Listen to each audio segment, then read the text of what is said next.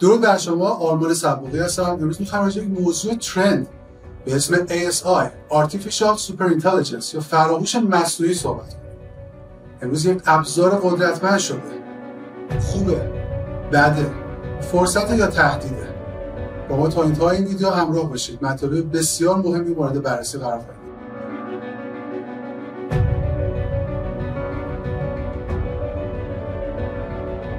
برای اینکه جهت‌دار هوش مصنوعی مورد بررسی قرار ندیم، از دیدگاه مزایا و معایب به این مسئله نگاه می‌کنیم. اما تصمیم گیرنده نهایی خود شما هستید. درسته که خب ما تو جلسات مشاوره‌مون یکی از ممیزی‌های مورد بحثمون هوش مصنوعیه و خیلی جامع راجع به مسئله صحبت می‌کنیم، چون بیزنس ماست که این رو بدونیم. باید بدونیم خوبه یا بد، باید بدونیم فرصت یا تهدید. بعد از انقلاب صنعتی خیلی اتفاق بد افتاد. خیلی از کارگران بیکار شدن. خیلی از مدیران عزل شدند، خیلی از کارگاه‌های تولیدی تبدیل به کارخونه شدند. این یک فرصت بود یا یک تهدید؟ همین الان همین اتفاق داره میفته، فقط مدرن شده، در واقع پست مدرن شده، ماهیت مشاغل عوض شده. بیایم با همدیگه از مزایا شروع کنیم، با معایب ختم کنیم مسئله رو. بریم سراغ مزایای AI. ببینیم AI برای ما چی کار میکنه. یک، AI کاری که برای ما انجام میده این هستش که سیمولیت میکنه، تصویرسازی برای ما انجام میده، پیش بینی میکنه آینده رو. خیلی هم دقیق این کار انجام میده و سریع. برای ما یک مدلی طراحی میکنه، دیاگرام، پای و تمام مسائلی که داشبوردهای مدیریتی رو دارن رو تو 1 ثانیه بهت گزارش میده. کار سختیه، نکته مهمی هم هست. 2، اینسایت بهت میده، برات برنامه ریزی میکنه. اودیت پروگرام کار بسیار سخت و پیچیده ایه. دوستانی که با منابع انسانی درگیر هستن میدونن کار آسونی نیستش، ولی اودیت پروگرام برات انجام میده و میاد برنامه ریزی رو بر این اساس که یک سیمولیت خوب در انتها به شما تحویل بده انجام میده، استپ بای استپ. هرچند این چیزها قبلا هم بود، ولی الان دقیق شدن و سریعتر. نکته سوم، کامپلاینس هستش، داراییه و در طول زمان باعث این میشه که هزینه‌هات پایین بیاد. دوستانی که در منابع انسانی میدونن هر چقدر نیرو بیشتر باشه، هزینه‌ها بیشتره، AI میاد اینو برات کم میکنه و خیلی سریع این کار انجام میده. بذارید یه مثالی براتون بزنم. یک روزی به یک پروفسور تو استنفورد میگن که ما یک مسئله داریم تو کشتیرانی. بیا برای ما هزینه‌ها رو کم کن. یک اودیت پروگرامی به ما بده. سیمولیت انجام بده.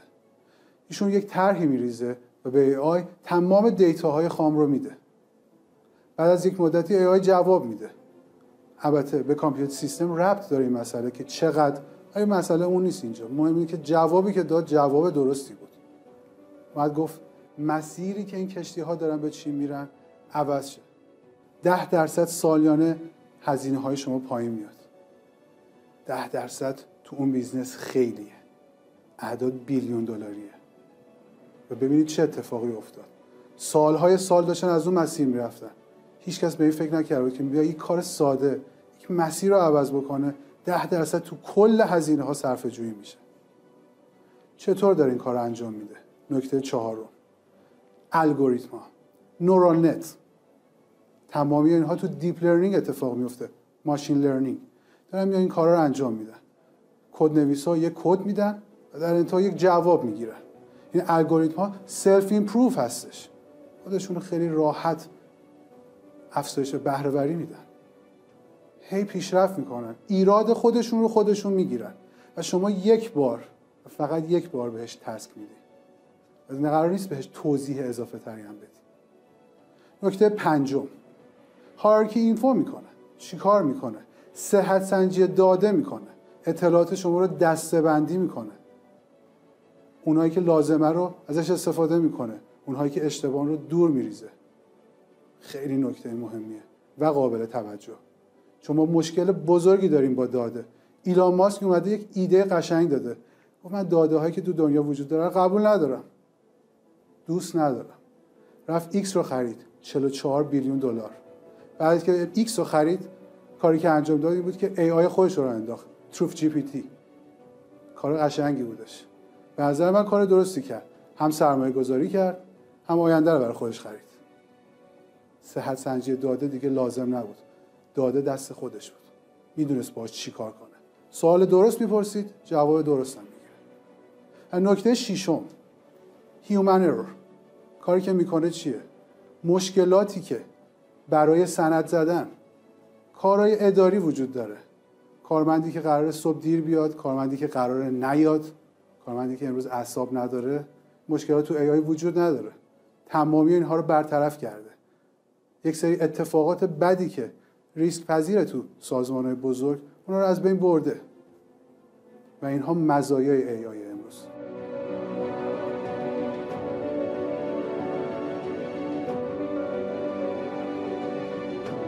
خوبی‌ها رو گفتیم، بریم سراغ بدی‌ها.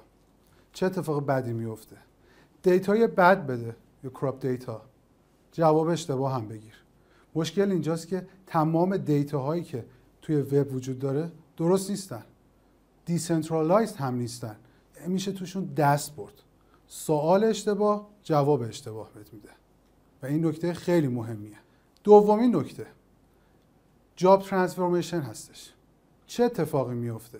همونطور که گفتم در انقلاب صنعتی خیلی از مشاغل از بین رفت، خیلی ها نابود شدن. اگر الان هم مدیران از AI استفاده نکنن، مطمئن باشین همین اتفاق خواهد افتاد، چون داره ذات مشاغل عوض میشه و ما باید خودمون رو آپدیت نگه داریم. اگر خودتون رو آپگرید نکنی، این اتفاق برای شما هم خواهد افتاد.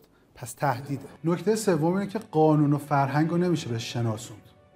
هر کشوری قانون خودشو داره، هر کشوری فرهنگ خودشو داره. میلیون ها سال طول کشیده اینها در کنار هم قرار گرفتن. نمیشه بگیم هر قانونی برای هر کشوری به چه صورته. تواناییش رو نداره پروسس کنه این اطلاعات رو، حداقل فعلا. نکته چهارم، توانایی حل مسائل پیچیده رو نداره، به خاطر یک قانونی به اسم لندرز لیمیت. لندرز لیمیت میگه یک کامپیوتر مگه چقدر توانایی داره. میدونم میخوایم بگین کامپیوتر کوانتومی اومده، بله، ولی اونها هم توانایی خاص خودشون رو دارن. مثل انسان نیاز به استراحت داره، تا یک جایی میتونه پروسس کنه اینفورمیشن رو. و این نکته ای که جزء مزایا نیست، جزء معایبش محسوب میشه. نکته بعدی اینه که بی منطقه. بر اساس فرهنگ که توضیح دادم خدمتتون، نمیتونه متوجهش یک چیزی ارجه، فورسه، نمیتونه درکش بکنه این کارو من باید زودتر انجام بدم. بذارید یه مثالی براتون بزنم. سال 2004 یه فیلمی ساخته میشه با محوریت AI که نقطه نظر خیلی جالبی داره و مرتبط. دو تا ماشین بر اثر تصادف در یک رودخونه در حال غرق شدن بودن که یک ربات به نجاتشون میاد.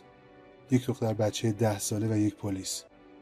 ربات محاسبه میکنه شانس زنده بودن دختر بچه 11% و شانس پلیس برای زنده موندن بیشتره. پس اول پلیس رو نجات میده و دختر بچه غرق میشه.